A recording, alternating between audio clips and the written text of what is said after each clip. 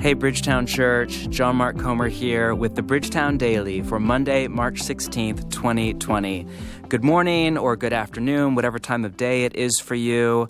Welcome to week one of, there's no official name for it, but the coronavirus lockdown, and day one of a new little podcast initiative that we're just calling the Bridgetown Daily.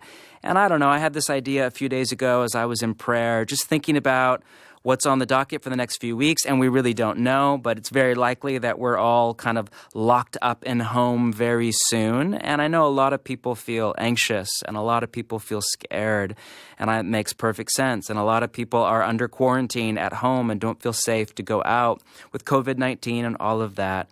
So we thought maybe just a short 5-7 minute meditation, thought from Scripture, or a quote, or from the life of a saint, with a little prayer exercise, just coming into your podcast every single morning from Bridgetown Church to remember that you're not alone. Even if you are alone in your home or apartment, you're not alone. You're part of a community of followers of Jesus from our city and from all over the world. So as we think about kind of our first little meditation, you know, the scripture that keeps coming to my mind the last few days is Revelation chapter 1. Now, Revelation may be the last place you would expect to look to for comfort in a kind of scary time. Revelation is literally the apocalypse in Greek, and some people call it the apocalypse, and it's full of wars and rumors of war. It's literally full of plague and famine and economic woe. And so again, Revelation is likely the last place you look for comfort in a time of fear. But actually, it was written to comfort followers of Jesus who were facing violence and death and persecution under the Roman Empire, as well as wars and rumors of wars and plague. This is the ancient Mediterranean world where stuff like this was very normal. It was the rule, not the exception to the rule.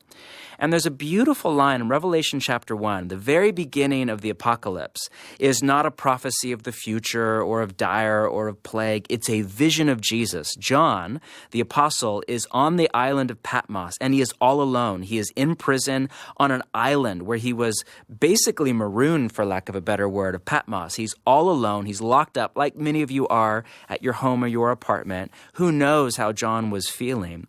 And he has this vivid vision of Jesus alive from the dead. And at the end of that vision, John writes this. I'm reading to you from Revelation chapter 1, verse 17. When I saw him, Jesus, I fell at his feet as though dead. Then he placed his right hand on me and he said, "Don't be afraid. I am the first and the last. I am the living one. I was dead, and now look, I am alive forever and ever, and I hold the keys of death and Hades." That command at the beginning from Jesus, do not be afraid. Man, what a good command to hear at a time when many of us are feeling fear or anxiety or apprehension over all sorts of things. Scholars argue that command is the most common command in all of the library of Scripture, that from Genesis to Revelation, do not fear, is the most repeated command from Jesus and God and the writers of the Old and the New Testament.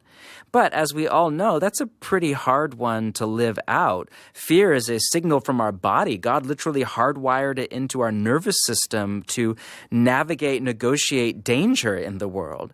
But fear often becomes far more than a signal from our body. It becomes a tyrant or even a form of trauma. And so how do we live with fear and even move beyond fear? Not the healthy kind of signal from your body, but the other kind of less healthy kind of fear. Well, Jesus has two very simple invitations. One is to look at him. I love that line again, quote, "Now look, I am alive and forever and ever." There are a lot of things that we could look at today. The front page of the New York Times or whatever our news source is, the recent stats coming out of Italy or China, some of the fear in our own nation, the political divide right now, all legitimate stuff to read about and stay aware of. But Jesus' invitation is to look at him. And when we look at him, it's been said that if you fear God, you need fear nothing else. And when your inner gaze of your heart, your thinking and your feeling is really directed and then redirected at Jesus hour after hour, day after day, it does an incredible work to mitigate against and calm the fear in our heart. And then the second invitation is, I love it, I hold the keys of death and Hades, end quote. I was listening to a teaching on this recently from Daryl Johnson, who is a older, wiser Bible teacher from Canada that I adore. He gave this brilliant teaching on Revelation 1, and he just interpreted that line to mean Jesus is saying, I hold the keys to what you most fear. What could be more terrifying than not only death, but Hades, or in the Christian imagination, hell? And Jesus is not saying, don't worry, nothing bad will happen to you. Some kind of cavalier, don't worry, everything will be just fine. We're hearing some of that right now online.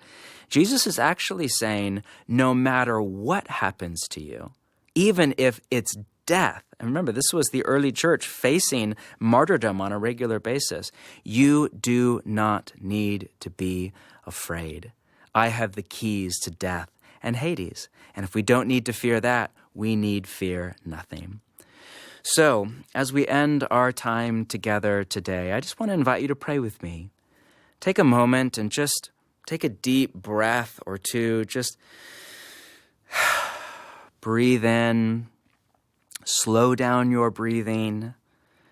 Come back to your body, to the moment. If it's helpful, just feel your feet touch the floor. Feel that ground beneath you. If you're sitting down, feel just the weight of the chair or the couch or whatever it is holding you up. Remember how God himself is holding you up. Become aware as you breathe of the Trinitarian community of love and of joy and of peace that is all around you, more that is in you. And just breathe in the presence of the Trinitarian community. Breathe out your anxiety, your fear, worry.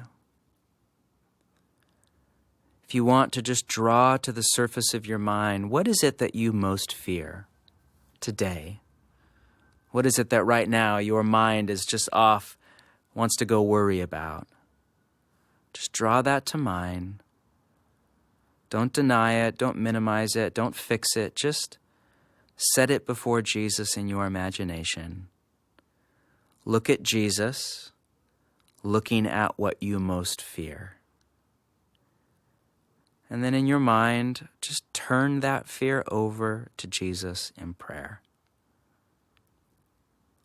And let it go. Release the illusion of control. And breathe in the peace of Jesus.